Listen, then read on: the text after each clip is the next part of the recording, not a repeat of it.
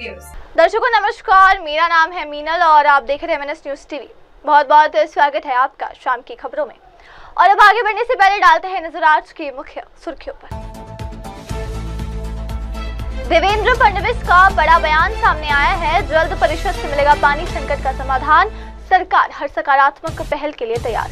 विजय वट्टेटीवार का बड़ा हमला, ये सरकार नौटंकी है, बेईमानी से सत्ता में आई है।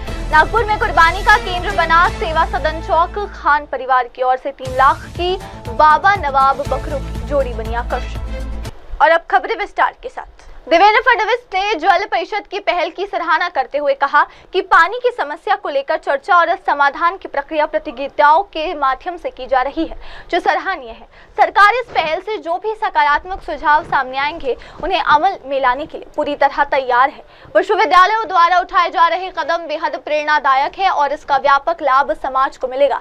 बिहार चुनाव में हार के बाद कांग्रेस नेता राहुल गांधी पर निशाना साधते हुए फडणवीस ने कहा, राहुल गांधी जमीन पर उतरने को तैयार नहीं और लगातार खुद से झूठ बोलते हैं। वे सिर्फ वादों के सहारे दिलासा देते रहते हैं। उनकी इस कार्यशैली से उनकी पार्टी कभी चुनाव नहीं जीत पाएगी। फडणवीस ने कहा कि राहुल गांधी का भाषण समझना मुश्किल होता है। उन्हें खुद ही समझ नहीं आता कि वे क्या कर रहे हैं। जब वे महाराष्ट्र के मतदाताओं का अपमान करते हैं तो जवाब देने की आवश्यकता ही नहीं रह जाती। मराठी मतदाताओं से जुड़े बयान पर प्रतिक्रिया देते हुए फडणवीस ने कहा, राहुल गांधी को लगता है कि अगर वे हर रोज झूठ बोलेंगे तो लोग उस पर विश्वास करने लगेंगे। वे पहले भी ऐसे झूठे आरोप लगा चुके हैं। चुनाव आयोग ये तथ्य और सबूतों के साथ जवाब दिया है। उन्होंने आरोप लगाया कि राहुल गांधी फोटो के जरिए बातें करते हैं, खुद को तसल्ली देने की कोशिश करते हैं, जबकि जमीन पर कोई काम नहीं करते।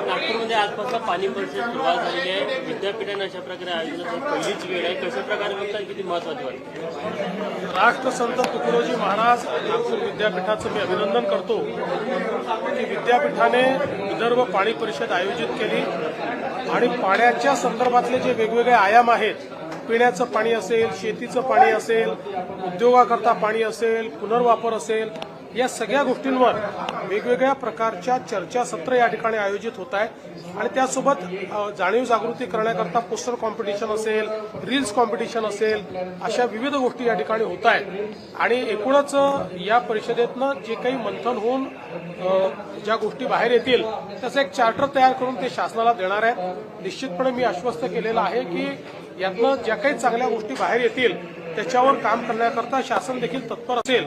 पण विद्यापीठानं अतिशय उत्तम अशा प्रकारचं काम केलेलं आहे। सोबत अनेक विद्यापीठांना जोडून देखील त्यांनी घेतलेलं आहे। त्याच्यामुळे मला असं वाटतं की याचा मोठा फायदा होईल। राहुल गांधी ने आर्टिकल लिखा है, उसमें वो कह रहे हैं कि चुनाव आयोग फिक्सिंग करता है और बिहार के चुनाव को लेकर डर भी उन्होंने। इसका मतलब यह है कि राहुल गांधी इन्होंने बिहार में अपनी हार मान ली है। मैं हमेशा ये कहता हूं कि जब तक राहुल गांधी जमीन पर नहीं उतरेंगे, तथ्यों को जब तक वो नहीं समझेंगे और जब तक अपने आप से झूठ बोलेंगे, अपने आप को झूठा आश्वासन और झूठा दिलासा देंगे, तब तक उनकी पार्टी कभी जीत नहीं सकती। उनको जागना ही पड़ेगा, यथार्थ समझना ही पड़ेगा, नहीं तो ऐसी बेसिर पैर बातें वो हमेशा करते रहेंगे, हमेशा झूठ बोलते रहेंगे, हमेशा मतदाताओं का अपमान करते रहेंगे। ये राहुल गांधी ने महाराष्ट्र के मतदाताओं का जो अपमान किया है, इसके लिए मैं उनका निषेध करता हूं। राहुल गांधी ने बिहार में ये भी कहा है कि जो जितने भी कांग्रेसी राज्य है वहां पे आरक्षण की 50% जो है उसको बढ़ा दिया जाएगा। देखिए, राहुल गांधी जो बोलते हैं न उनको पता होता है वो क्या बोल रहे हैं, न सुनने वाले को समझता है वो क्या बोल रहे हैं, इसलिए उसके ऊपर मैं क्या प्रतिक्रिया दूं। राहुल गांधीनं महाराष्ट्रात जी निवडणूक झाली त्याच्यावर प्रश्नचिन्ह निर्माण केलेलं आहे। त्यांचं म्हणणं आहे की गेल्या काही वर्षात जेवढे मतदार वाढले नव्हते तेवढे त्या फक्त निवडणुकीच्या काळात वाढले। रोज खोटं बोललं की लोकांना खरं वाटतं असं राहुल गांधींना वाटत असल्यामुळे त्याच त्या गोष्टी ते सातत्याने बोलतात। आपण बघितलं असेल, हा आरोप यापूर्वी त्यांनी लावला। सप्रमाण निवडणूक आयोगाने यापूर्वीच्या निवडणुकात किती वाढले होते त्याच पद्धतीने आता किती वाढले सगळं सप्रमाण दिलं।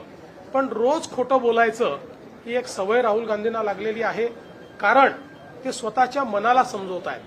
जोपर्यंत राहुल गांधी या ठिकाणी सत्य स्वीकारणार नाहीत, जोपर्यंत ते जागे होऊन जमिनीवर काम करणार नाहीत, तोपर्यंत त्यांच्या पक्षाला कुठलंही भवितव्य उरलेलं नाही.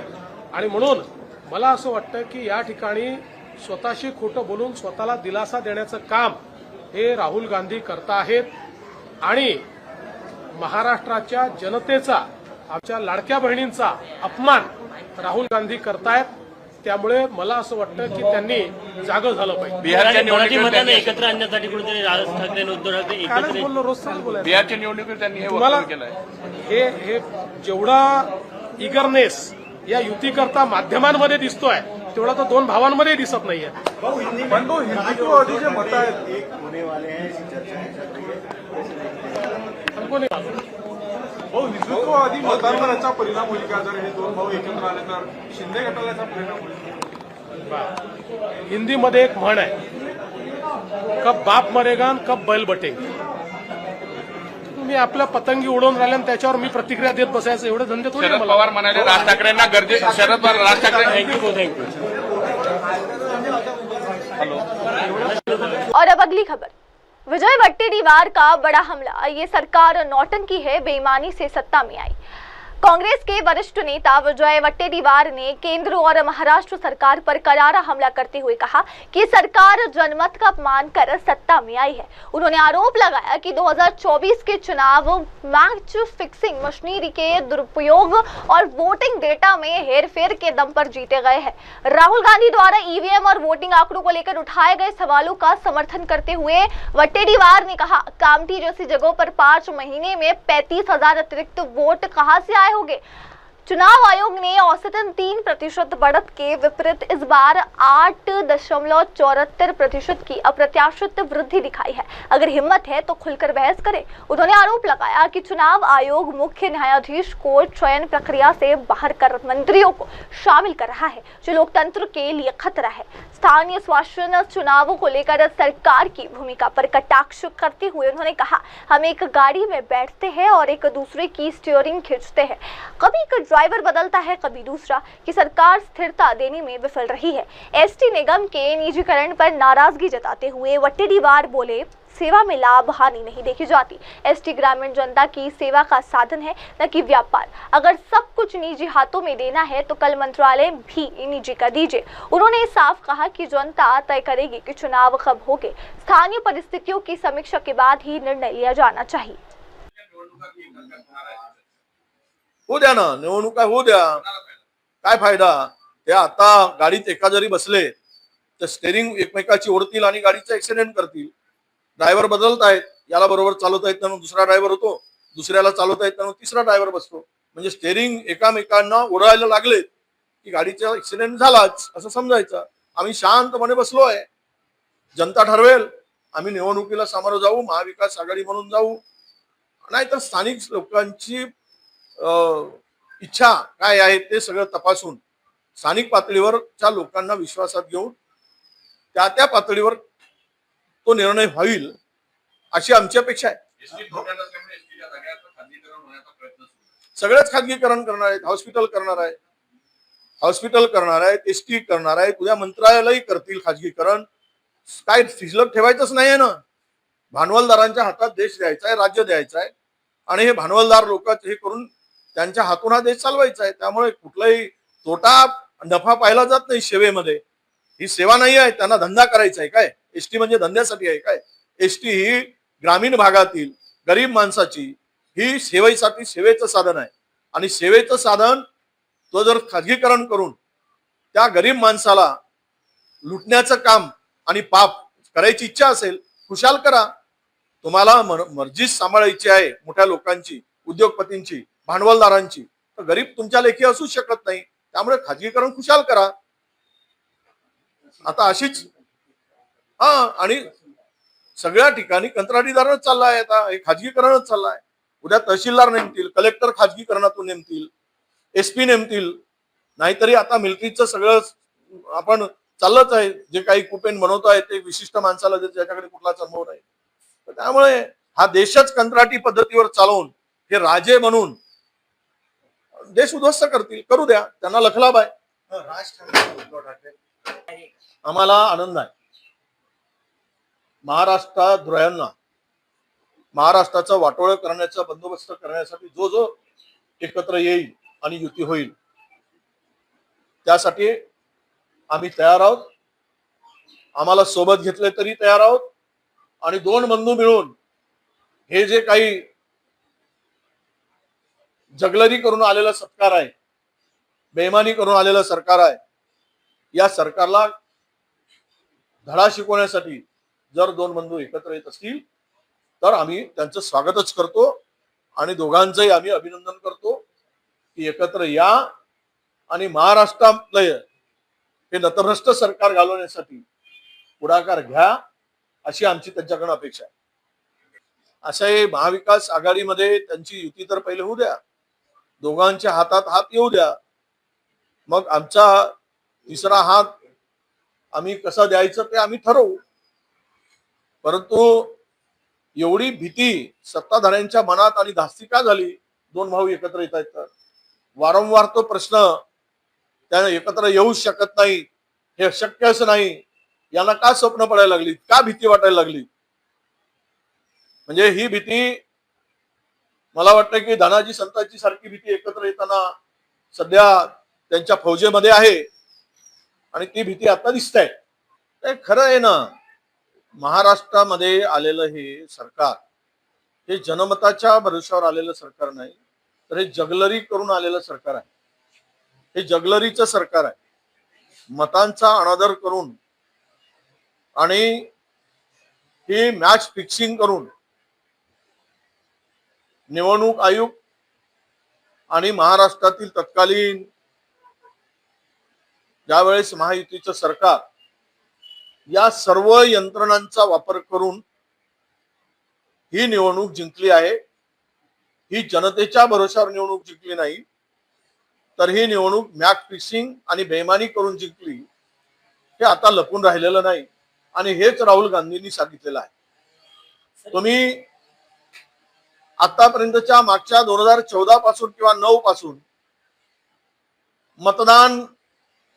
मतदानाची वेळ संपल्यानंतर जे मतदान वाढलंय ते अव्हरेज मध्ये 3% मतदान वाढलेलं आहे. पण यावेळेस 2024च्या विधानसभा निवडणुकीमध्ये जे मतदान वाढलंय ते निवडणुकीची वेळ संपल्यानंतर साधारणतः 8.5% मतदान वाढलेलं आहे. आणि उदाहरणच द्यायचं झालं तर राहुलजींनी कामठीचं उदाहरण दिलं. म्हणजे कामठीमध्ये ज्यावेळेस लोकसभेची निवडणूक झाली त्यावेळेस 5 वर्षात वाढलेली मतं ही जवळपास 17-18 हजार मतं होती आणि 6 महिन्यात वाढलेली मतं 35,000 वाढली. हे 35,000 मतं आले कुठून? आणि ही वस्तुनिष्ठ माहिती राहुलजींनी त्यांच्या त्या लेखामधून दिलेली आहे. त्यामुळे तुम्ही खुलासा करा. त्याच वेळेस बेईमानी करून सीजेआयला देशाचे मुख्य न्यायाधीशांना वगळून निवड करताना मुख्य निवडणूक आयुक्ताची कॅबिनेट मंत्र्याचा तुम्ही समावेश करता, तिथेही फेअर निवड होत नाही. म्हणजे याचा अर्थ असा होता की तुम्हाला महाराष्ट्रामध्ये निवडणूक जिंकण्यासाठी बेईमानी करायची होती आणि ते तुम्ही करून निवडणूक जिंकलात. हे जे काही मानलंय राहुलजींनी हे सत्य मानलं आहे. याचा खुलासा तुमच्या दम असेल तर करा. बावनकुळेंनी आकडेवारी कुठे दाखवली? आमच्याकडे आकडेवारी आहे ना, त्या लेखामध्ये आकडेवारी आहे. कुठे 30,000? ते वाढले म्हणजे 5 वर्षात वाढलेले आहेत 30,000 मतं. ही जी माहिती आहे वस्तुस्थितीला धरून नाही, हे काहीतरी चुकीची माहिती देत आहेत. मतदान बंद झाल्यानंतर जे मतदान झाले वाढले 2009 पासून ते साधारणतः 2.5% ते 3% वाढलेले. परंतु यावेळेस मात्र विधानसभेच्या निवडणुकीमध्ये ही निवडणुकीच्या 6 वाजता मतदान संपल्यानंतर वाढलेली संख्या ही 8.7 म्हणजे 8.9% साधारणतः ही संख्या आहे. 8.9% मतदान कसं वाढू शकतो? मतदान प्रक्रिया संपल्यानंतर 50 लाख 55 लाख मतं कसे वाढू शकतात? आणि आकडेवारी जाहीर करत असताना तुम्ही 50.8 दिली होती मतदान 6 वाजता आणि तीच आकडेवारी फुगवून 58% 58 पॉईंट काही दाखवली होती आणि ती नंतर 64% 65% दाखवली गेली. याचा अर्थ स्पष्ट आहे की हे सरकार बेईमानीनं आलेलं सरकार आहे, जनमतावर आलेलं सरकार नाही. यामध्ये कुठे लपून राहायचं काही कारणच नाही, हे स्पष्ट आहे. लोकांनी नाकारलेलं होतं. सर्व सर्वे हे या सरकारच्या विरोधात होते, एकही सर्वे बाजूला नव्हते आणि त्यामध्ये भारतीय जनता पक्षाला 89% असं कसं यश मिळू शकतो? त्यांनी लढवलेल्या जागेमध्ये 149 जागा लढवल्या आणि 132 जागा जिंकल्या. 89% त्यांना त्या ठिकाणी यश मिळालं. ते कसं होऊ शकतं? महाराष्ट्राच्या नाही देशाच्या इतिहासामध्ये विधानसभेमध्ये असं कधी झालं नाही. त्यामुळे आम्ही आमची भूमिका राहुलजींनी जी मांडली महाराष्ट्राच्या संदर्भात, त्यावर ओपन डिबेट करायची कोणाची तयारी असेल तर ती यावे, आम्ही तयार आहोत. हे सरकार मुळात ओबीसीच्या नाव घेऊन सरकार आम्ही स्थापन केलं. ओबीसीचे मतं मोठ्या प्रमाणात या सरकारने मिळवली, पण ओबीसी तरुणांना वाऱ्यावर सोडण्याचं पाप महायुती सरकार करते. ज्या संस्था स्थापन केल्या त्यामध्ये विविध समाजासाठी तारटी असेल, बार्टी असेल, सारथी असेल आणि महाज्योती, यामध्ये ही स्कॉलरशिप देताना पीएचडीच्या पोरांना आपण काय म्हणतो, नोंदणी दिनांकापासून जे आपण स्कॉलरशिप लागू केली होती ती यांनी थांबवली. सारथीला दिली नोंदणी दिनांकापासून, बार्टीला दिली, तार्टीला दिली आणि महाज्योतीला मात्र यांनी बेईमानी करून महाज्योतीच्या विद्यार्थ्यांना, ओबीसी विद्यार्थ्यांना डावललं आणि 162 कोटी रुपये या पोरांचे यांनी दिले नाही. ज्या पोरांना डॉक्टरेट व्हायचं होतं, रिसर्च करायचं होतं. और अब अगली खबर, नागपुर में कुर्बानी का केंद्र बना सेवा सदन चौक। खान परिवार की ओर से 3 लाख की बाबा नवाब बकरों की जोड़ी बनी आकर्षण। ईद उल अजहा के पावन अवसर पर नागपुर का सेवा सदन चौक खदान क्षेत्र इस बार खासा चर्चा में है। यह खान परिवार की ओर से लाई गई प्रसिद्ध बकरों की जोड़ी बाबा और नवाब क्षेत्रीय लोगों के बीच आकर्षण का केंद्र बनी हुई है। ये दोनों बकरे जामनापारी नस्ल के हैं, जिनकी कीमत लगभग 3 लाख रुपए बताई जा रही है।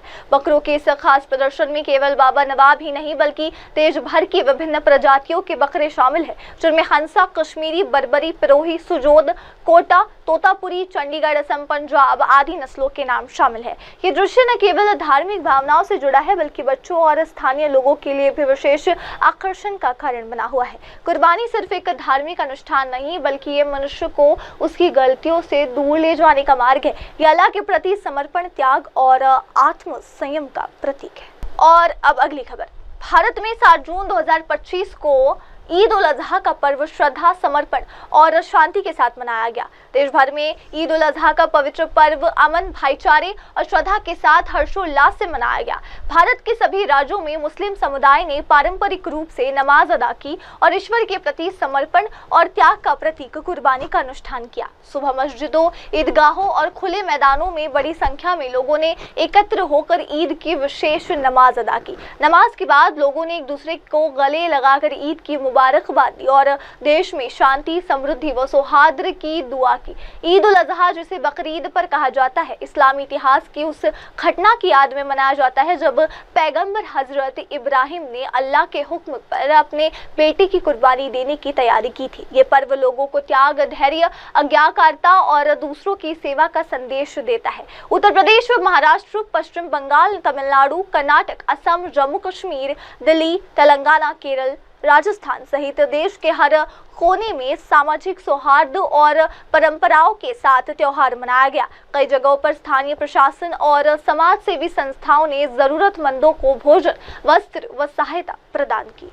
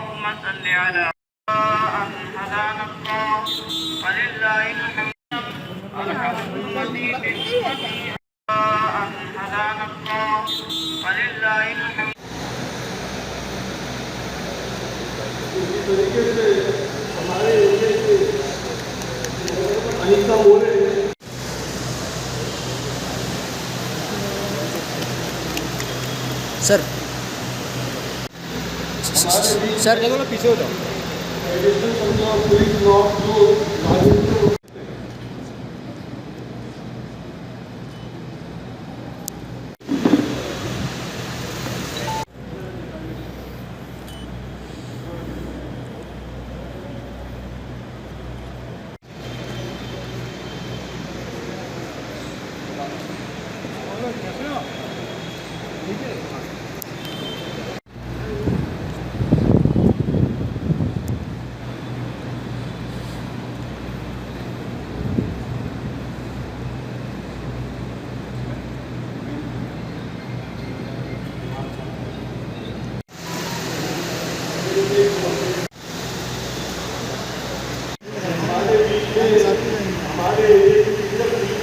हम सब लोग मिलके इस तरह से काम करें कि पूरे समाज में और पूरे शहर में एक अच्छा संदेश जाए।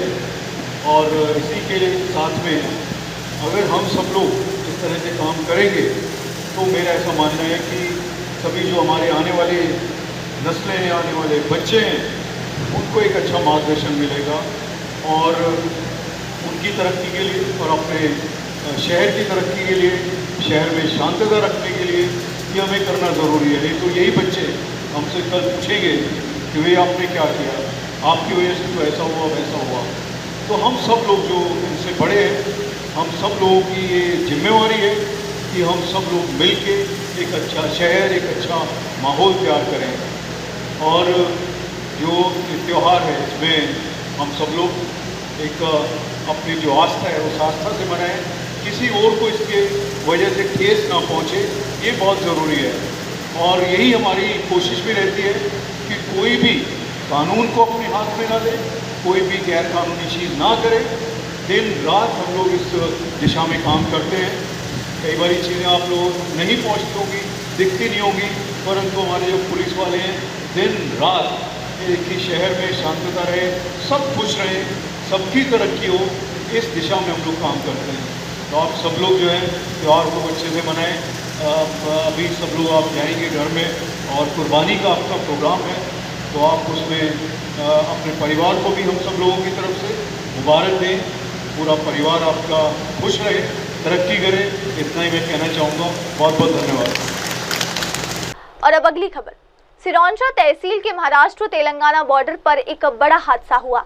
गोदावरी में डूबने से 6 बच्चों की मौत और परिसर में पसरा मातम। महाराष्ट्र तेलंगाना सीमा पर गोदावरी नदी में 6 बच्चों के डूबने की दुर्भाग्यपूर्ण घटना शनिवार शाम करीब 5 बजे हुई। ये घटना सिरोंचा तालुका की सीमा से लगे तेलंगाना के मेदिगड्डाबाद के पास हुई और डूबे हुए बच्चों का अभी तक पता नहीं चल पाया है। देर रात तक तलाशी अभियान जारी था। इस घटना से इलाके में मातम का माहौल है।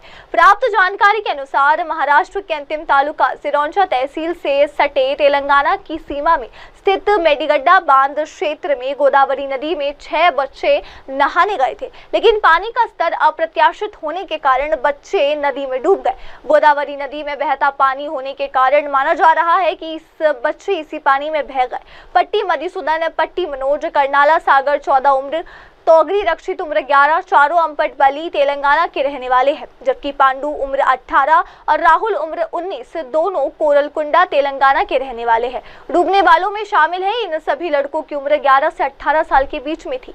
वे महाराष्ट्र की सीमा पर तेलंगाना के अम्बडपल्ली में एक शादी में शामिल होने आए थे, लेकिन नदी में नहाना उनकी जान के लिए खतरा बन गया और समय ने 6 लोगों पर अपना असर दिखाया।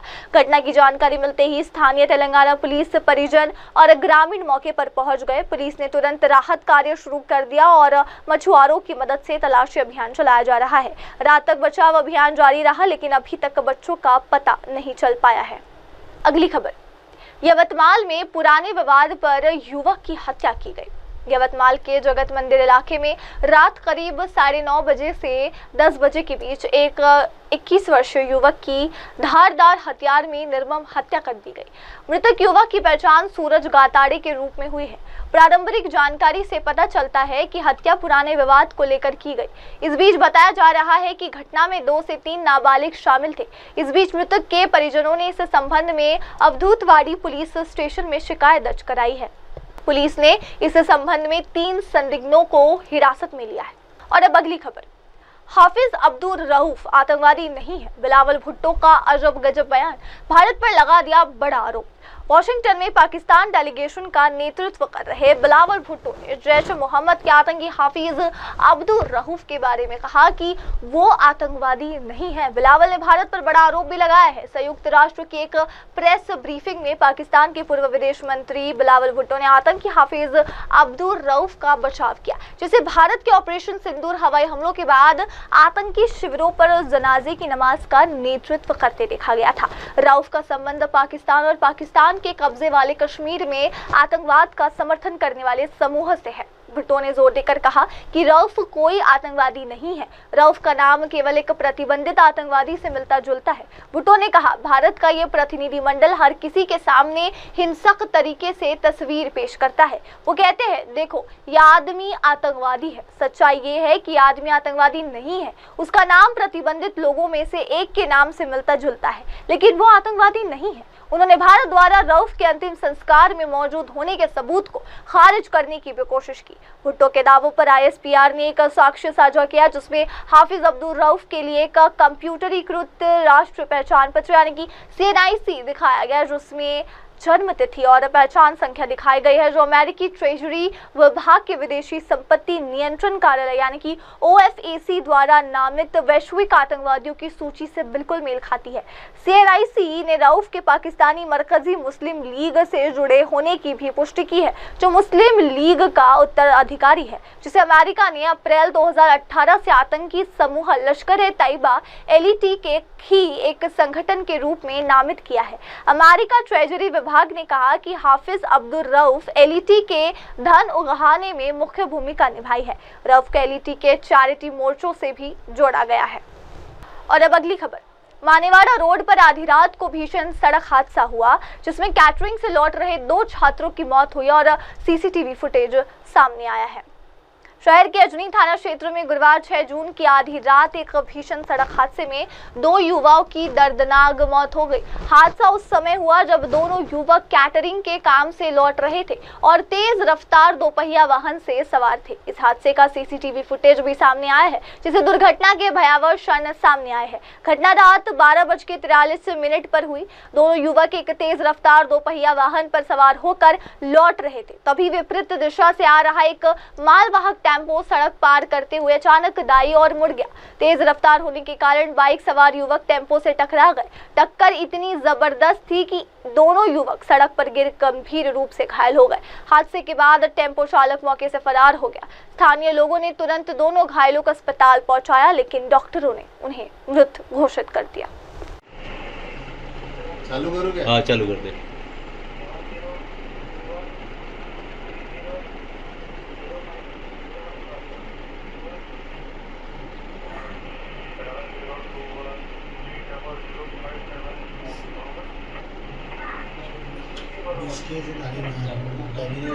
चार मिनट पीछे है। और अब अगली खबर। चंद्रशेखर बावनकुले का राहुल गांधी पर हमला, हार से बाहर नहीं निकल पा रहे, आत्मचिंतन करें। राजस्व मंत्री चंद्रशेखर बावनकुले ने कांग्रेस नेता राहुल गांधी द्वारा लगाए गए आरोपों और उनके हालिया लेख को लेकर तीखी प्रतिक्रिया दी है। उन्होंने कहा कि राहुल गांधी अब भी हार की मानसिकता से उभर नहीं पाए हैं और उन्हें आत्मचिंतन करने की जरूरत है।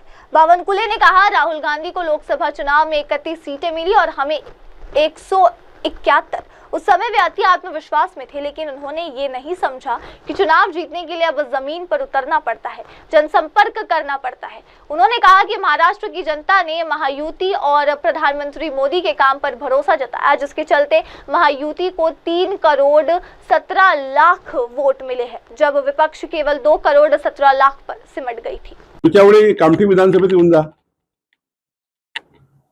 बघू काय त्यांनी आता लोकसभा लढून कामठी विधानसभेत या, जरा कळेल तुम्हाला काय परिस्थिती आहे कामठी विधानसभेची। माहीत नाही, काहीच नाही, कुणाच्या सांगण्यावर काही बोलतात, अभ्यास करत नाही। त्यामुळे मला असं वाटतं की त्यांचे आता पतनाचे दिवस आहेत आणि त्यामुळे ते पिसाळलेले आहेत, असं बोलत राहतात। मी 2009चा संदर्भ दिलाय, त्या संदर्भावर त्यांनी बोलावं की 30 लाख मतं 2009ला विधानसभा आणि लोकसभेमध्ये कसे वाढले होते, याचा काही निवडणूक आयोगावर तुम्ही आरोप करणार आहे? निवडणूक आयोगाला तुम्ही त्या ठिकाणी दोषी धरणार आहे? खरं तर ही मतदार नोंदणी प्रक्रिया आहे। 18 वर्षाची मुलं होत राहतात, ते नोंदणी होत राहतं। त्यामुळे मला असं वाटतं निवडणूक आयोगावर आणि भारतीय जनता पार्टीवर बोलाची सवय त्यांनी सोडली पाहिजे आणि जरा वस्तुस्थिती चेक केली पाहिजे। त्यांनी त्या देशामध्ये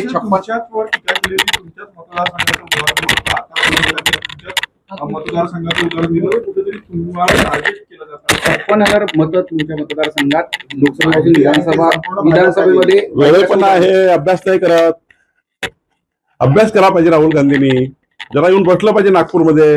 कामठी विधानसभेचा संपूर्ण मागच्या 15 वर्षाचा इतिहास बघितला पाहिजे की कामठी विधानसभेमध्ये कशी 2004 ला किती, 2009 ला किती, 2014 ला किती, 2019 ला किती, 2024 ला किती। कामठी विधानसभा सातत्याने प्रत्येक विधानसभेत 30,000 वाढत आहे, प्रत्येक विधानसभेत वाढत आहे। तुम्ही 99 घ्या, मग 2004 घ्या, मग 2009 घ्या, 2000। मी आज आकडे तुम्हाला ट्विट करून देतो। खरं तर तुम्ही तपासलं पाहिजे की एखादी विधानसभा का वाढतं। पनवेल विधानसभा ही 6.5 लाख मतावर गेली आहे, पिंपरी चिंचवड विधानसभा ही 5.5 लाखाच्या वर गेली आहे। अशा विधानसभा आहेत महाराष्ट्रामध्ये ज्या सबअर्बन झाल्यामुळं, ज्या पेरिअर्बन झाल्यामुळे त्याची सातत्याने वाढत असते। अशा 15 विधानसभा महाराष्ट्रात आहे। राहुल गांधींनी अभ्यास करा, या 15 विधानसभेचे सातत्याने का वाढतात? कारण तिकडे जेव्हा शहरात जागा मिळत नाही, लोक ग्रामीणला राहायला जातात, तिकडे घरं बांधतात आणि 5 वर्षामध्ये मोठी वाढ होते। आपल्या कामठी विधानसभेची प्रचंड मोठी वाढ झाली आहे। 5 लाख जवळपास 35,000 मतं झाले आहेत आणि त्यामुळं वाढ कुठे आहे? तर विधानसभा कामठीमध्ये आहे। वाढ कुठे आहे? हिंगणा विधानसभेत आहे। वाढ कुठे आहे? पनवेलमध्ये आहे। वाढ कुठे आहे? पिंपरी चिंचवडमध्ये आहे। ते राहुल गांधींना कळत नाहीये। ते आता पराभवात इतके गेलेले आहेत की त्यांना कळत नाही। जरा महाराष्ट्रात नागपूरला येऊन बघितलं पाहिजे आणि मग बोललं पाहिजे। आपण आता आव्हान पण दिलं होतं की राहुल गांधींनी इथे येऊन लढवून दाखवा। नाही, मी असं म्हटलं की राहुल गांधींनी कामठीमध्ये येऊन जरा चेक करावं की सातत्यानं कामठी विधानसभा 99 ते 2024 मताची वाढ म्हणजे 2 लाख 2,000 मतं 1999 होते कामठी विधानसभेत. 2,02,000 मतावरनं कामठी विधानसभा ही 5,34,000 मतावर गेली आहे 24 वर्षात. त्यामुळं विधानसभा कामठीचे मतदान वाढलेलं आहे, तिथे जाणारे लोक वाढलेले आहे. सबर्बन एरिया तयार झाला आहे. नगरपंचायती किती झाल्या आहेत?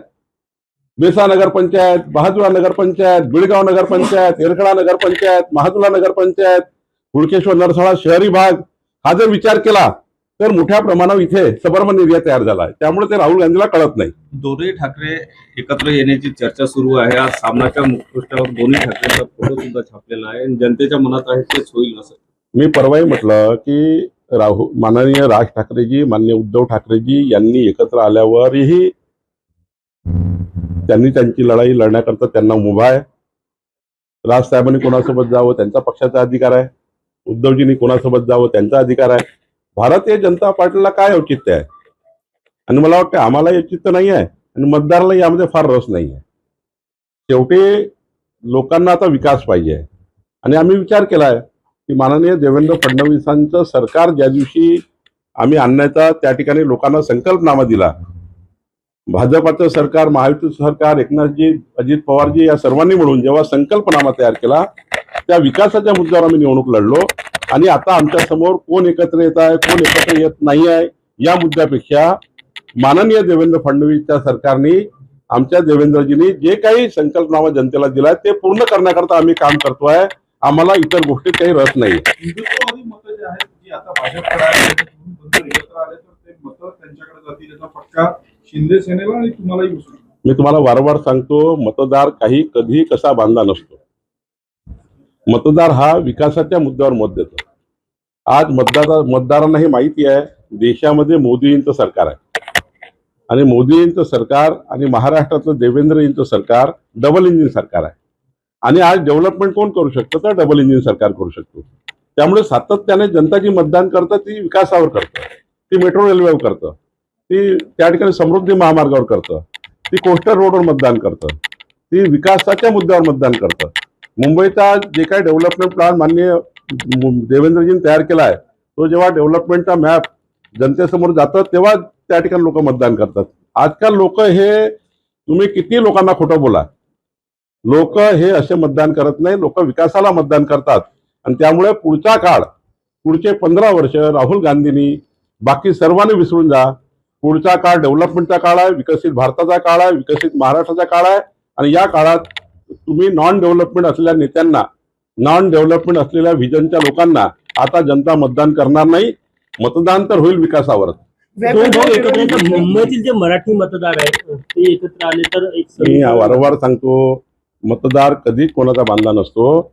मतदार हा विकासावर मतदान करतो आणि आताही मतदान हे विकासावरच होईल. आणि लोकांना हे कळतं की मोदीजी, देवेंद्रजीच्या डबल इंजिन सरकारमध्येच मुंबईचा विकास होऊ शकतो. एकनाथजी, अजित पवारांच्या सरकारमध्ये मुंबईचा विकास होऊ शकतो, महायुतीत विकास करू शकतो. त्यामुळे जनता ही विकासाकडे जाईल. और अब अगली खबर, नागपुर में खुलेगा अंतर्राष्ट्रीय एग्री बिजनेस स्कूल। स्पेनिश विशेषज्ञ प्रतिनिधिमंडल ने सहमति जताई, विदर्भ के किसानों को मिलेंगे नए अवसर। एग्रो विजन का लक्ष्य विदर्भ के किसानों की आय बढ़ाना, उनके उत्पादों के लिए वैश्विक बाजार उपलब्ध कराना और युवाओं को आधुनिक कृषि तकनीक में प्रशिक्षित और सशक्त बनाना है। और इसके जरिए नागपुर में agro vision global agree business school शुरू करने का फैसला किया गया।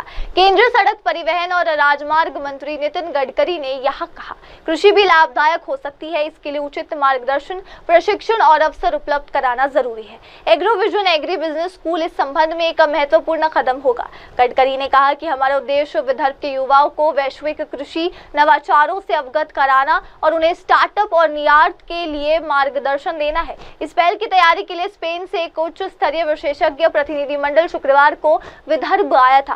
वे इस प्रतिनिधिमंडल से चर्चा करते हुए बोल रहे थे। विदर्भ में संतरा और फल किसानों की आय और उत्पादन बढ़ाने के लिए केंद्रीय मंत्री गडकरी के पहल पर स्पेन के विशेषज्ञ डेविस मोरेनो, फ्रांसिस्को ड्रेवियर और जॉन एंटोनियो ने संतरा उत्पादक क्षेत्रों का दौरा किया और किसानों से सीधे बातचीत की। उन्होंने किसानों की आवश्यकताओं, कठिनाइयों और अवसरों का अध्ययन किया। दौरे के बाद उन्होंने केंद्रीय मंत्री नितिन गडकरी से विस्तृत चर्चा की और नागपुर में अंतर्राष्ट्रीय स्तर का एग्री बिजनेस स्कूल शुरू करने पर सहमति जताई। इस अवसर पर यह भी घोषणा की गई कि एग्रोविजन फाउंडेशन के माध्यम से भारत और स्पेन के बीच कृषि प्रौद्योगिकी के आदान प्रदान के लिए विशेष पहल की जाएंगी। इन प्रयासों से विदर्भ के किसानों और युवाओं को कृषि क्षेत्र में नए अवसर मिलेंगे। और अब फिलहाल के लिए इतना ही। अब लेते हैं छोटा सा ब्रेक के बाद लौटेंगे और जानेंगे देश दुनिया की तमाम बड़ी खबरें। तब तक के लिए आप जुड़े रहे मेरी सहयोगी शिवा के साथ और देखते रहिए MNS न्यूज TV। नमस्कार। हाय हेलो नमस्कार, मैं हूं पंकज विष्णु और आप देख रहे हैं MNS न्यूज। आप देख रहे हैं MNS न्यूज, सच जरूर।